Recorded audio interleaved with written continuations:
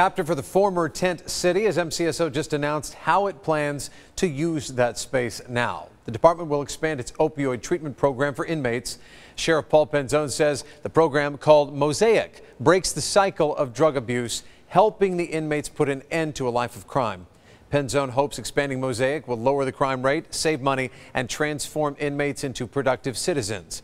The program will be conducted indoors.